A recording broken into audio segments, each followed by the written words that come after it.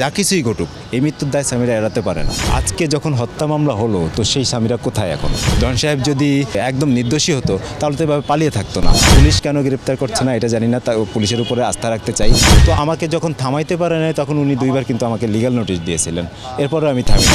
দেখেন এই মামলায় মানে সালমান শাহ হত্যা মামলায় যারা আসামিদের মানে প্রথম সারির যারা এরা কিন্তু সাধারণ কেউ না।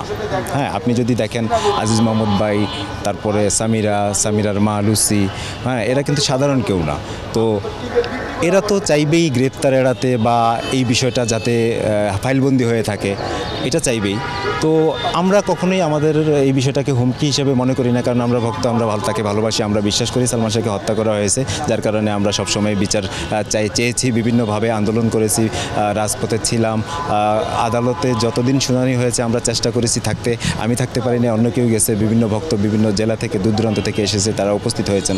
তো আসলে ওইভাবে হুমকি মনে করি না। আর তারা যদি ধরেন তারা তো আসামি, তো আজকে ধরেন স্বামীরা একসময় ইন্টারভিউতে খুব দাম্ভিকতার সহিত বলছে, আত্মহত্যার বিষয়টা প্রচার করছে। তো আজকে যখন হত্যা মামলা হলো তো সেই স্বামীরা কোথায় এখন? কেন বাসায় নাই? কেন তাকে বাসায় পাওয়া যায় না? কেন সে পালিয়ে আছে? বা কেন সে পুলিশের কাছে মানে ধরা দিচ্ছে না বা তাকে পাওয়া যাচ্ছে না? বাংলাদেশেই তো আছে, যেহেতু আদালতের নিষেধাজ্ঞা, মহামান্য আদালতের নিষেধাজ্ঞা আছে তারা যাতে দেশের বাইরে চলে যেতে না পারে। তো তারা তো আসলে একরকম পালিয়ে বেড়াইতেছে এখন। যেহেতু তাদের ভিতরে অবশ্যই ঘাপলা আছে, তারা অবশ্যই এই মৃত্যুর সাথে কোনো না কোনোভাবে ইনভলভ আছে, না হয় তারা তো পালিয়ে থাকার কথা না। আজকে যে ডন সাহেব প্রেস ক্লাবের সামনে সালমান শাহ জননীকে আসার কথা বলছে খুব ইয়ের সাথে, দাম্ভিকতার সাথে, যে আপনি আসেন এখানে, এক পাশে আমি থাকবো, এক পাশে আপনি থাকবেন, আর এক পাশে সাংবাদিক থাকবে, মানে মৃত্যুর বিষয়টা নিয়ে তারা সে এরকম চ্যালেঞ্জ দিছে। তো আজকে কোথায় সেই ডন সাহেব যদি মানে একদম নির্দোষী হতো তাহলে তো এভাবে পালিয়ে থাকতো না। বা উনি যেহেতু শিল্পী সমিতি আছে, উনি ওনার শিল্পী সমিতির যারা কর্তা ব্যক্তি আছে, যারা দায়িত্বে আছে, তাদের সাথে যোগাযোগ করতেন এবং বিষয়টা নিয়ে উনি নিজে থেকেই কথা বলতেন যে না, আমি এটার সাথে জড়িত নাই, আপনারা আমাকে যেভাবে হোক মুক্ত করেন এখান থেকে। ওইরকম কিছু তো এখন পর্যন্ত দেখি নাই। উনি বলছিলেন আত্মসমর্পণ করবেন, কিন্তু আত্মসমর্পণ কত দিনের ভিতরে যেন আত্মসমর্পণ করবেন, এরপরে কিন্তু আর তার কোনো খোঁজ খবর নাই। এখন বিষয় হচ্ছে কোনো না কোনোভাবে তারা এই মৃত্যুর সাথে অবশ্যই জড়িয়ে আছে, না হয় এভাবে পালিয়ে থাকার কথা না। আর পুলিশ কেন গ্রেপ্তার করছে না এটা জানি না, তা পুলিশের উপরে আস্থা রাখতে চাই, যেহেতু পুলিশ এতদিন পরে বিষয়টা দেখছেন এবং তারা তদন্ত শুরু করেছেন, হত্যা মামলা হয়েছে।